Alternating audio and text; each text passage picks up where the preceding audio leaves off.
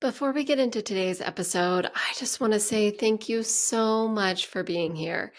Thank you for showing up every week with me. Thank you for sharing these episodes with your friends so that they can get access to this fertility information. You are the reason that this podcast is moving forward. I am so grateful that you're here. Thank you. So today I am going to share with you one important tip for enhancing fertility if you're trying to get pregnant in the cold months. Right now, here in Oregon, we are in full-blown fall. It was just downpouring outside. It is cold. Of course, the leaves are in full-blown color. It is just magical to be outside, looking at all the leaves changing color. But we're moving into this season of cool. It's going to get even colder in the winter time. And so these are, well, the elements of this one important tip that I'm going to share with you are important to start focusing on to support your body's natural rhythm in order to improve your chances of getting pregnant. Okay. And here's the thing. I am guessing your fertility doctor has not talked with you about this one tip. And the reason that is because it's not a medication. I'm not talking about weight loss or dieting. And most doctors, when they are supporting someone with fertility, those are the three tools that they have: weight loss, dieting, fertility medications. But you are here because you want something different. And you know that there are more answers out there and there's ways to help your body get back into the rhythm that it's supposed to be to potentially help fertility open up naturally, but help increase your chances of getting pregnant. And so that's what you and I are going to be talking about, these different ways to be supporting your body's holistic fertility health. Okay. So, what you need to be focusing on in the colder months when you're trying to get pregnant is keeping your pelvis warm. Okay. Stick with me here. Okay. This is important stuff. So, warmth in the body means an increase in blood flow. An increase in blood flow means hormones and antioxidants and nutrients to organs. Okay. Now, of course, your organs are getting the blood flow that they need when it's cold. Okay. I am not saying that if you aren't getting pregnant, that means that your ovaries are just shut off from your body's blood supply. No, not at all. But there's a time when parts of your body just get basic blood flow, okay? Just that essential blood flow to keep things not from going gangrene, okay? And then there's a time when your body gets the blood flow that it needs to be the amazing full expression that it wants to be. In simplest terms, have you ever been cold? And then you get your butt outside and you start exercising. Do you notice that your hands start to get a little bit red? Or maybe if you're wearing shorts, you notice, your legs get red. Well, that's an increase in blood supply, in that blood flow to your muscles so that they can work really efficiently as you exercise, okay? Are you a fellow skier like me? Or do you like winter mountain sports? I have been skiing since I was about, I think, 12 years old, maybe a bit younger, but I love it. And one thing I love about skiing is lunchtime. I do love just going fast down the mountain and all of that and being actually out there on my skis. But even though it's a super active sport, there's a time when your face starts freezing. And even though you've got gloves on and they're waterproof gloves, somehow with, your falls or the snow falling into your gloves, when you're having to put your ticket at the ski lift line, your hands just get freezing cold. And so at lunchtime, you go into the lodge and it's really warm in there. You take off your goggles, you take off your gloves, and oh my gosh, just all of a sudden your cheeks are bright pink, your hands are bright red. And what's happening is that circulation is coming back into your face and your hands much stronger so that you can move your fingers better, right? Because when you're outside freezing, and God forbid if you're outside in a situation where you don't have gloves on and it's snowing, right? Like you literally can't start moving your fingers. Well, that's because you're not getting the blood flow you need in order to keep those fingers moving. So your reproductive organs feel similarly.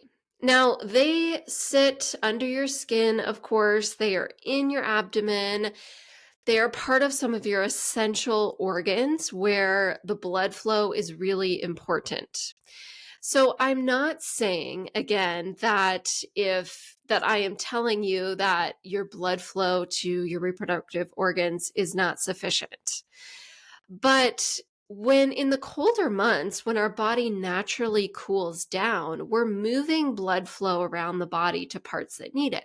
Your brain, when you eat food, your digestive tract takes a ton of blood flow, things like that.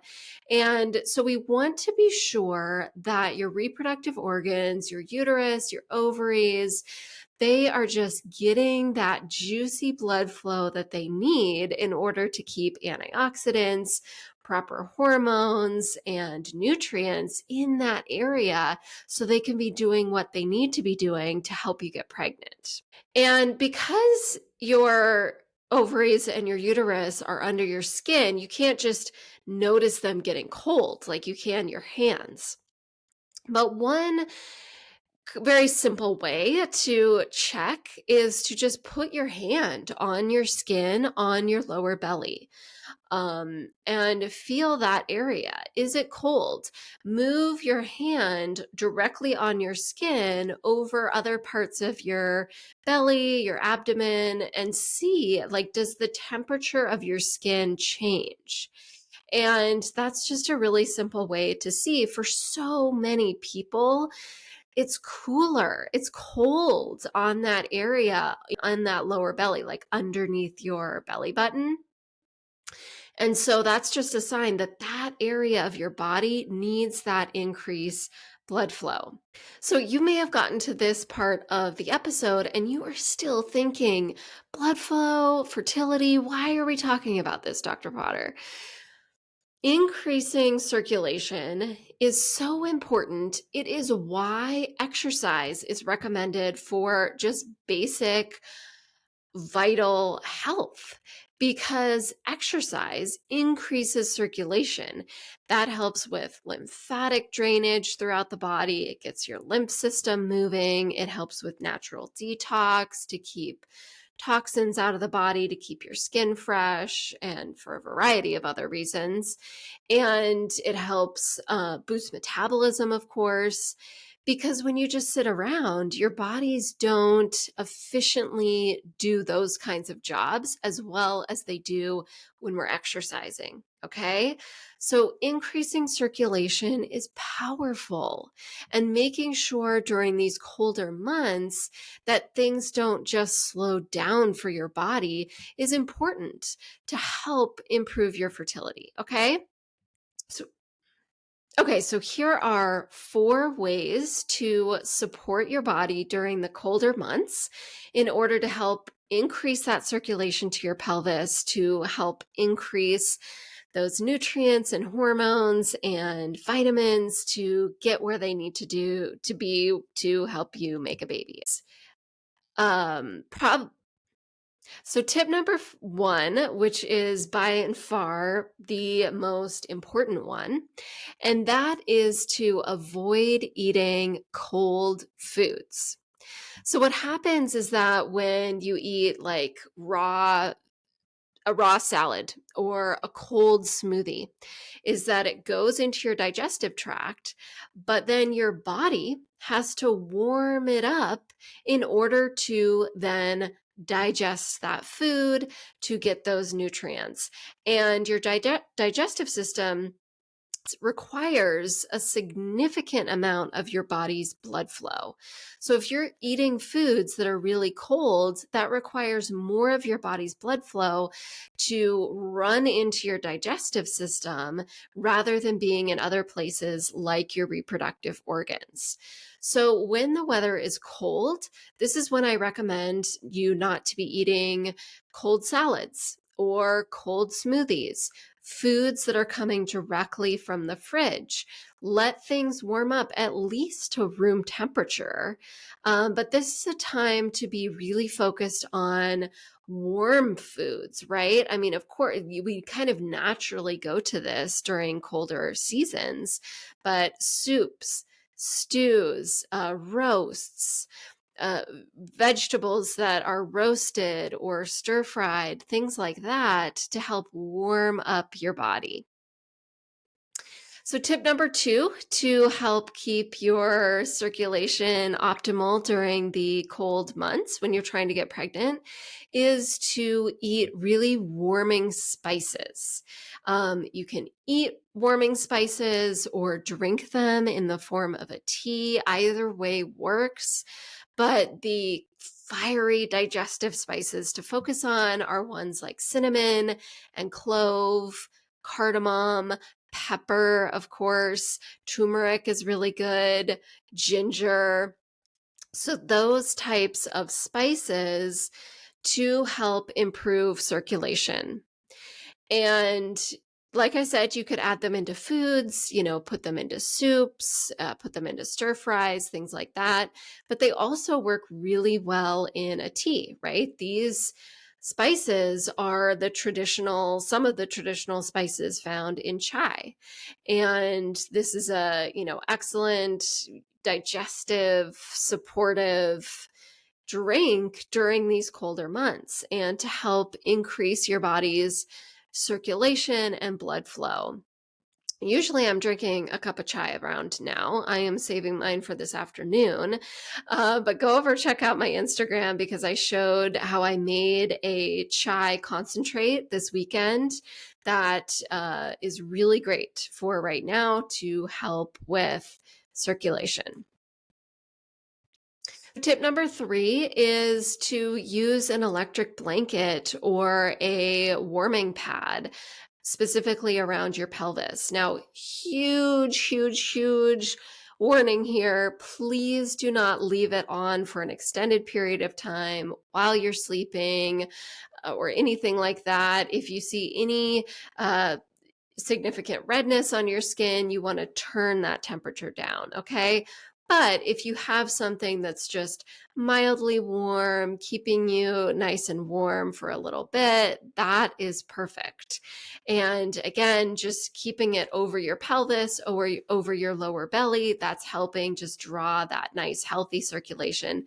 Not so much that you are burning your skin, okay? Your heating pad will give specific recommendations on how to not burn your skin, okay?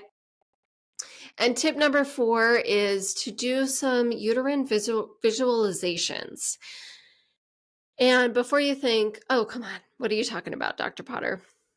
Have you ever laid in bed and your feet are freezing cold and it's too cold that you don't want to jump out of bed and run over and grab some socks? You're just like, I'm just going to stay in bed and get my feet to warm up.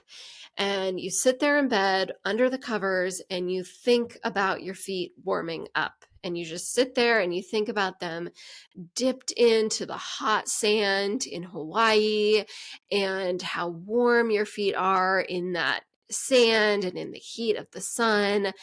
And after a minute or two, your feet start to warm up, right? There's power in our visualizations just directing blood flow in the body. So do just some simple uterine visualizations. There's some really beautiful ones out there. Tammy Kent has some wonderful books about this. You can just simply put your hands over your lower belly, over your pelvis, and start doing some deep breaths and you're just imagining your breath drawing so deeply down that it's hitting those reproductive organs. And that also just helps you get a really strong belly breath into your body, which helps lower stress. This is a little side note. I wasn't even planning on talking about this, but we're here. Okay. Because for many of us, I'm going to just talk about breath for a second and the importance of it. Because for so many of us, when we think we are taking a deep breath, if you're not watching the video right now, what I'm doing is I'm shrugging my shoulders, and we think, oh, that's just such a nice deep breath. But what you've done is actually taken a very shallow breath. You've just allowed your oxygen, that breath that you took, to get into your upper lungs. And a true deep breath is actually when your breath goes all the way down into your lower lungs, of course, but which pushes out your belly. So in order to take a truly deep breath, what you do is put your hands over your lower belly and you breathe in. And so, if you're not watching the video, I just took a deep breath and my shoulders did not move. Okay. And that literally changes how our brain talks to the rest of the body, because taking a true deep breath where your belly pushes out, that activates your parasympathetic nervous system, which is your rest and digest nervous system. When you're taking a deep breath and your shoulders are shrugging and your breath is actually really shallow, that's activating your sympathetic nervous system, which is your fight or flight. Your, oh my gosh, I need to be nervous right now. I need to be anxious. Let's go, go, go. That is not helpful for fertility. So focusing on having that nice deep breath, pushing your belly out with each breath, and then also just, thinking about that breath going even further down into your ovaries, into your uterus, to help create just that juicy blood flow, that really just wonderful environment that it wants to be in, to get all the nutrients and vitamins and antioxidants and hormones that it needs to do what it's supposed to in order to help you make a baby. Well, if you are loving this podcast, please head on over to Apple Podcasts or your favorite podcast place to give me a positive review, because reviews are what helps keep this podcast moving forward. Thank you so much for being here. If nobody has told you this today, you are absolutely amazing. And the dedication that you are taking to figure out how to improve your chances of getting pregnant is admirable. Okay. You are wonderful and you have amazing gifts to give this world. I'll see you next week.